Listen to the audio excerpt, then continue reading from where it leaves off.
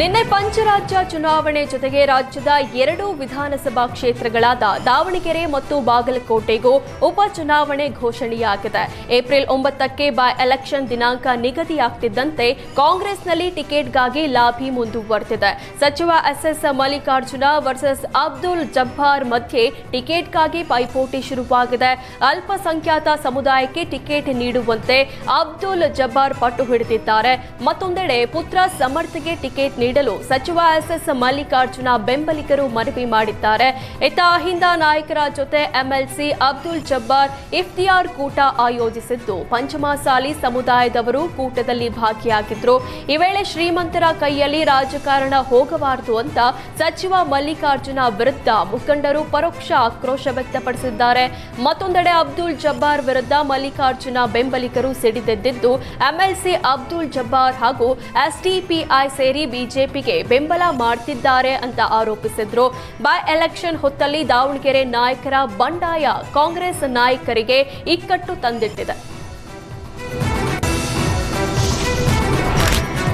ರಾಜ್ಯದ ಬಾಗಲಕೋಟೆ ಮತ್ತು ದಾವಣಗೆರೆಗೆ ಉಪಚುನಾವಣೆ ಏಪ್ರಿಲ್ 9ಕ್ಕೆ ನಡೆಯಲಿದ್ದು, ಈ ಬಗ್ಗೆ ಛಲವಾದಿ ನಾರಾಯಣ ಸ್ವಾಮಿ ಪ್ರತಿಕ್ರಿಯೆ ನೀಡಿದ್ದಾರೆ.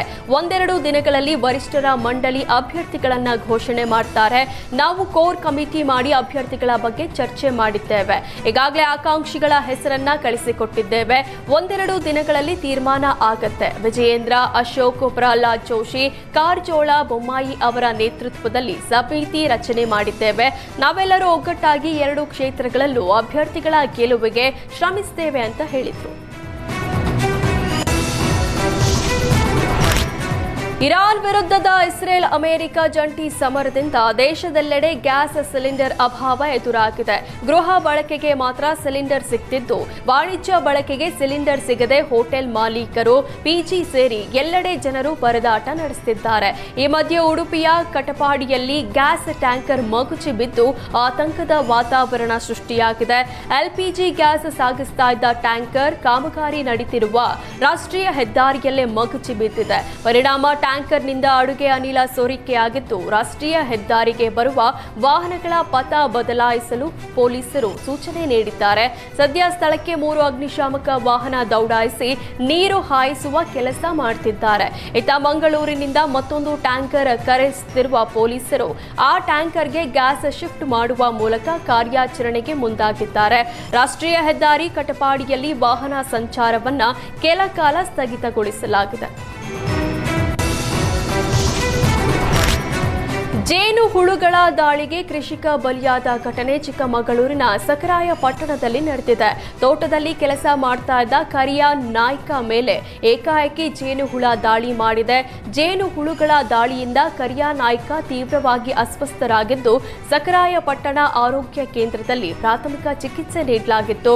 ಬಳಿಕ ಹೆಚ್ಚಿನ ಚಿಕಿತ್ಸೆಗೆ ಚಿಕ್ಕಮಗಳೂರಿಗೆ ಕರೆದೊಯ್ಯುವ ವೇಳೆ ಮೃತಪಟ್ಟಿದ್ದಾರೆ. ಸಕರಾಯ ಪಟ್ಟಣ ಪೊಲೀಸ್ ಠಾಣಾ ವ್ಯಾಪ್ತಿಯಲ್ಲಿ ಘಟನೆ ನಡೆದಿದೆ. 2 ಲಾರಿಗಳ ಮಧ್ಯೆ ಅಪಘಾತ ಸಂಭವಿಸಿ ಚಾಲಕ ಸ್ಥಳದಲ್ಲೇ ಮೃತಪಟ್ಟಿದ್ದಾನೆ. ಬೆಳಗಾವಿಯ ಹಿರೇಬಾಗೇವಾಡಿ ಗ್ರಾಮದ ಬಳಿಯ ರಾಷ್ಟ್ರೀಯ ಹೆದ್ದಾರಿಯಲ್ಲಿ ಘಟನೆ ನಡೆದಿದೆ. ಕೆಮಿಕಲ್ ಸಿಮೆಂಟ್ ಮತ್ತು ಈರುಳ್ಳಿ ತುಂಬಿಕೊಂಡು ಹೋಗ್ತಾ ಇದ್ದ 2 ಲಾರಿಗಳ ಮಧ್ಯೆ ಅಪಘಾತ ಸಂಭವಿಸಿದೆ. ಕೆಮಿಕಲ್ ಸಿಮೆಂಟ್ ತುಂಬಿಕೊಂಡು ಓಡಿಸ್ತಾ ಇದ್ದ ಲಾರಿ ಚಾಲಕ ಮೃತಪಟ್ಟಿದ್ದಾರೆ. ಅಪಘಾತ ರಭಸಕ್ಕೆ ಲಾರಿ ಮತ್ತು ಅದರಲ್ಲಿ ಇದ್ದ ಲಕ್ಷಾಂತರ ಮೌಲ್ಯದ 842 ಚೀಲದಲ್ಲಿದ್ದ ಈರುಳ್ಳಿ ಮಣ್ಣು ಪಾಲಾಗಿದೆ.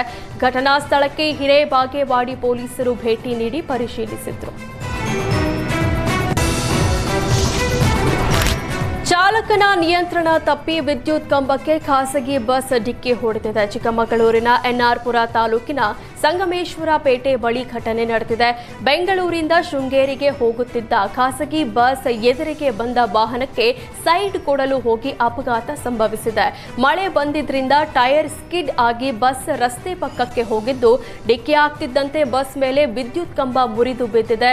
ಅದೃಷ್ಟವಶಾತ್ ಭಾರೀ ಅನಾಹುತ ತಪ್ಪಿದೆ. ಸ್ಥಳಕ್ಕೆ ಬಾಳೆಹೊನ್ನೂರು ಪೊಲೀಸರು ಭೇಟಿ ನೀಡಿ ಪರಿಶೀಲಿಸಿದರು.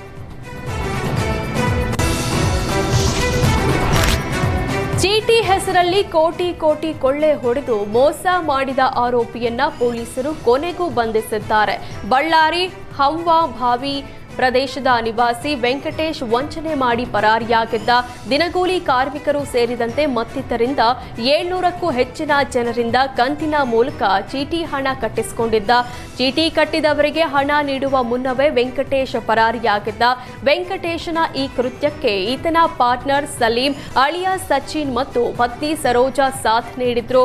ಇತ್ತ ಪೊಲೀಸರು ಆರೋಪಿ ಹುಡುಕುವಲ್ಲಿ ವಿಳಂಬ ಮಾಡುತ್ತಿದ್ದಾರೆ ಅಂತ ಶಾಸಕ ಭರತ್ ರೆಡ್ಡಿಯೊಂದಿಗೆ ಕಳೆದ 15 ದಿನಗಳ ಹಿಂದೆ ಸಂತ್ರಸ್ತರು ಠಾಣೆ ಮೆಟ್ಟಿಲೇರಿದ್ರು.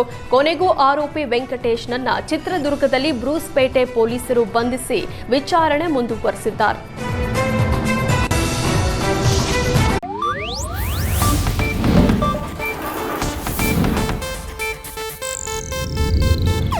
ಇದು ಏಷ್ಯಾನೆಟ್ ನ್ಯೂಸ್ ನೆಟ್ವರ್ಕ್ ಪ್ರಸ್ತುತಿ.